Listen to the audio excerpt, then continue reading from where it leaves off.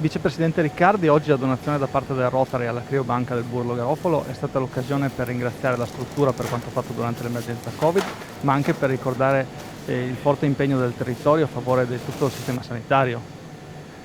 Beh, il Burlo, al pari di tutte le altre aziende, ha fatto un lavoro straordinario. A volte questo lavoro non si vede,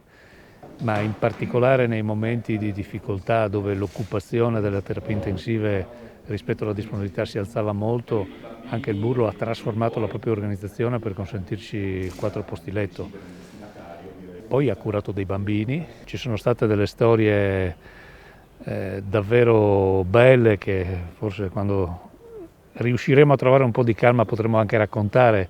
di questi bambini colpiti dal virus con i genitori, insieme con i genitori colpiti a loro volta.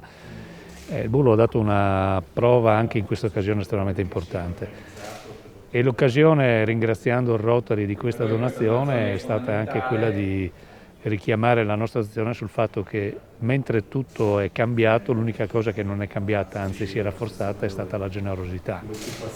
Generosità che oggi trova nel Rotary questa donazione importante al Burlo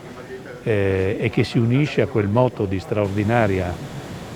generosità che in questa regione si è presentata con milioni e milioni di euro di donazioni. Io credo che questa sia stata un'esperienza estremamente importante, del quale ovviamente